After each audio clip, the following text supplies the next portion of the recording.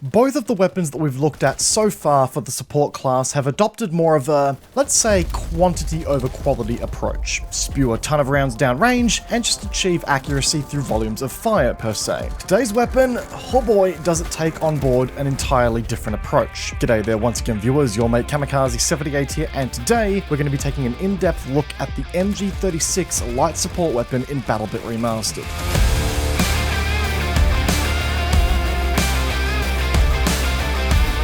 So folks, for the uninitiated to the channel, here's how today's video is going to be laid out. We're going to start off with a breakdown of the MG36's stats, talking to the weapon's pros and cons that inform the weapon's behavior. We'll then get into some weapon-specific strategy and tips and tricks for using the MG36 to the best of its abilities. And then we'll finally wrap up with some discussion around the attachment options and how you can best build the MG36 for amazing performance in-game. Once again, a big thanks goes out to BattleBit community member Oxygen, whose tools and stats collation has done a lot to inform these weapon reviews going forward. Without further ado, let's dive into the MG36's stats and see what we're dealing with here today. Alright, starting things off with the damage, payload and rate of fire here, we have a maximum damage of 34 out to 101 meters, dropping to a minimum damage of 10.2 at 299 meters. So, yep, as we can see here, this is yet another weapon that we are looking at today that breaks that juicy 3-shot kill threshold against unarmored targets. And, well, it has to be said folks, a 3-shot kill on a light support weapon like this brings aboard some serious magazine efficiency in crowd control situations. And I mean hell, if you can translate that damage into raw headshots, you are looking at a 2-shot kill in the best case scenario, which, oh mama, really hits the spot in the right situations and can really get you out of a pickle quite quickly. Now, unfortunately, because the MG36 sits right on 34 damage, right on the threshold between the weapon being a 3 or 4-shot kill, it unfortunately doesn't carry that 3-shot potency across higher armor classes. When you start hitting heavy and exo armors with the weapon, you can really start to feel that damage profile getting punished even more so. And this will be even more apparent when we get into the time to kills in just a second here. But when you have a weapon that's firing comparatively slower to a lot of competition out there, you're going to see that potency that you see on weaker targets die off extremely quickly against heavier targets. And it almost creates this duality of effectiveness when using the MG36. You sort of go from this extremely efficient damage profile to something that's not really efficient at all, and it even makes the weapon feel really inconsistent at times, which is something that you'll just have to learn to manage when using the weapon. We can even see that sense of duality continue when we look at the headshot side of things here as well. Yes, we do benefit greatly from the best case scenario of a 2-shot headshot kill, but again, you add armor into the equation and things balloon out significantly. It is something to keep in mind here, but I must admit that 2-shot kill is mighty juicy on a weapon with a 40-round magazine. So, what happens when we throw on the weapon's 600 rounds per minute or 10 rounds per second fire rate into the equation? Well, let's just say that the bullet to kill thresholds regardless are going to very much inform what the time to kill spread is going to look like on this gun. We have an extremely tantalizing, almost addicting 200 millisecond best case time to kill, but then it quickly balloons out to a whopping 400 milliseconds when you start dealing with heavy and exo armors, even in maximum bullet damage range. Hell, even with normal armors in the game, the time to kill sits at 300 milliseconds, which is extremely harsh when compared against a lot of the other competition that you'll be facing. Very few weapons bounce by 100 milliseconds when they cross the bullet to kill thresholds, and it's something that grounds the MG36 back into this sort of sense of reality from a very strong position with no armored targets. However, I do have to draw some attention to that headshot best case scenario time to kill. Yep, that's 100 milliseconds right there, folks. That is a very attractive time to kill that rewards some extremely good crosshair placement. It's also worth pointing out that with headshots out to 101 meters, the MG36 sports a 200 millisecond time to kill against normal helmets. So if you come across a player that is running both a normal armor piece and a normal helmet, there's actually a lot to be said for going for those headshots to equalize out on the lost time that you would have had otherwise. Just something to consider here and keep in the back of your mind for the time being.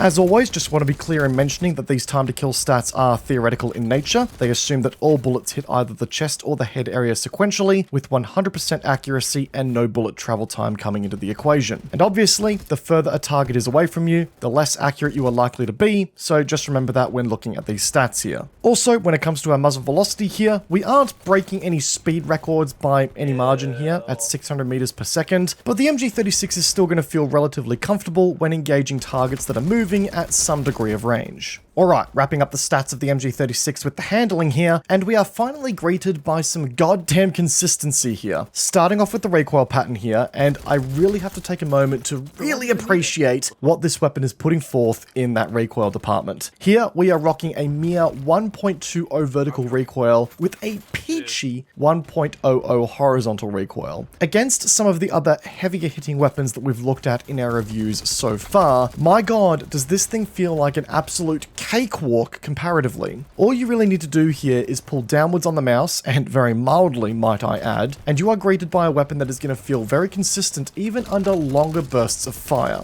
which given the class that we're playing here, and the chance that you'll often be in a crowd control position when you're playing your role, is a luxury that we love to see on a weapon like this. With a 1x first shot multiplier, there really aren't any negatives to bursting the weapon if needed either. Moving on to the reload side of things, and we've got a few considerations to make here. Firstly, we are dealing with a 40 round magazine weapon with a potential to down someone in as little as 2 to 3 shots. That gives the MG36 a potential magazine economy of 13 to 20 kills per magazine, which is outstanding, by the way. So, when we consider that against the reload time of 4.73 seconds for a base reload, I've got to be honest guys, we are being treated very well here when it comes to managing your downtime. But what really shocked me was the quick reload time here with the MG36. The reload time where you drop a magazine entirely. 3.46 seconds. I double checked that and I double checked it again, but that's incredible. Easily one of the most significant improvements in the quick reload that we've seen so far in weapon reviews. And on a 40 round mag, no less, my god, you are speaking my language there. It means that more often than not, it's more efficient to complete a quick reload and just pick the magazine back up as you are completing said reload, which is definitely something you should really consider in the long run here.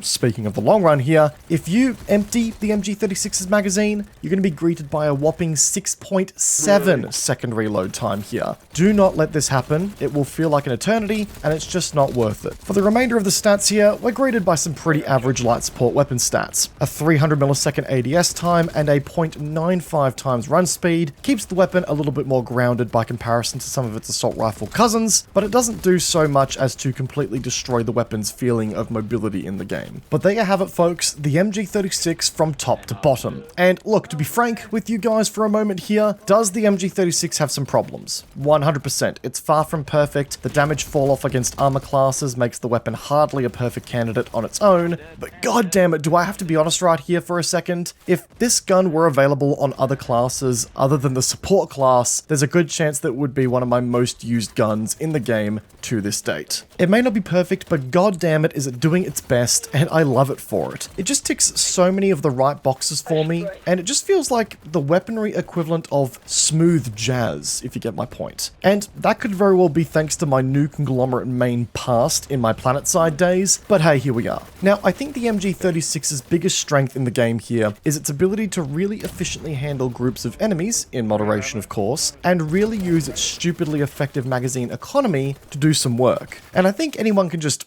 pick up the weapon and put it to good use as it stands, but there are some ways that you can take that efficiency to the next level here. Now, I know that going for headshots is an obvious and rather shallow tip here, but as we mentioned earlier, the MG36 benefits immensely from cracking those skulls, shaving around 100 milliseconds off of the TTK in most situations. That can be, in fact no, will be the difference between you winning and losing your straight up gunfights with this gun at times. And the recoil doesn't really make it too challenging to keep your crosshair on those big blocky heads in this game that you'll be aiming at. So go for headshots and thank me later. Another way to improve your efficiency with the MG36 is really managing your ammo. This is one of those weapons that needs you to teeter right on the edge of hitting that long reload time, but not doing so. to get the most out of it. Again, it sounds stupidly obvious and something that you should be really applying to all other weapons in the game already, but given that the MG36 sports a lengthier reload as a trade-off for running 10 extra rounds per magazine, you really need to do your best to use the most of that mag wherever possible to minimize that downtime. Now, this is going to be a bit of a do as I say and not as I do tip here, because I know I'm a classic when it comes to reloading too often, and I'm sure that I'm doing it a lot in the gameplay that you're seeing in the background right now. But in those brief moments where I can overcome the addicting temptation to just absolutely body my R key, I've seen great success in really cherishing that extended magazine and putting it to good use. In addition, the huge time advantage that you get from doing a drop reload, it's actually pretty efficient with this gun to drop the magazine on the weapon and pick it back up with pretty much every reload you do, so keep that in mind. But yeah, generally speaking, there's a lot of fun to be had here with the MG36. It's definitely worth your time once you get it unlocked and you're willing to play a little bit slower for sure. It pretty much feels like a slightly heftier assault rifle, at least that's how I felt when I was using it, and that's a big win for me in my books. Right, we have the MG36 in our hot little hands. Let's look to improve it just that little bit further with some attachments. For me, the best success that I've found in the attachment game is by leaning a little further into the MG36's heftier assault rifle categorization that we just gave it a second ago, looking to further improve its effective range with some recoil mitigation attachments while also improving the reload speed where we can. But I also admit that there's some satisfaction that comes from leaning into the MG36's more LMG DNA as well.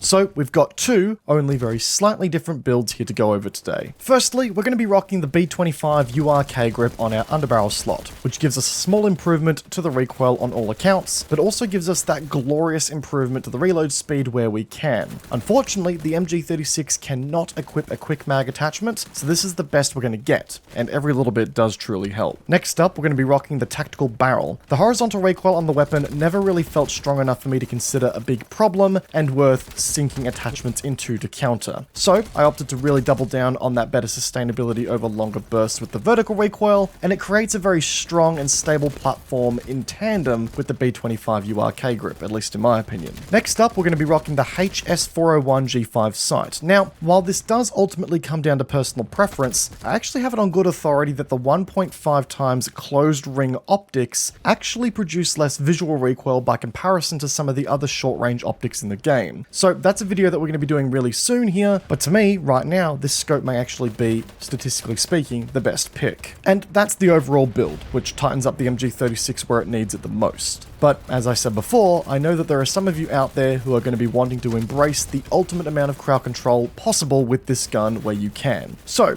we can take the same build and add the drum magazine to it. Now, don't get me wrong, this is a lot of fun to do. Trust me, I was grinning ear to ear with this drum mag equipped, just mowing people down without needing to reload at any given point in time. But it does come with significant downsides. Worse ADS speed, worse mobility, worse recoil, worse reload speed, the works. You trade a lot to have the weapon gain an extra 20 rounds per reload. But even with all the odds stacked against you, it's a bloody fun build to run. So it's hard to not recommend it, even if it's just a meme run every once in a while, and it's something that I recommend everyone try at least once to see how they like it. But folks, with that said, that does wrap up today's video talking about the MG36 Light Support Weapon in BattleBit Remastered. I hope you guys enjoyed the video. If you did, a backhand of the like button would go a long way and would really support the channel. Speaking of crazy support lately, at the time of writing this video, we just wrapped up our day one of our Starlight Children's Foundation charity campaign on Twitch, and we've already raised 1,800 Australian dollars in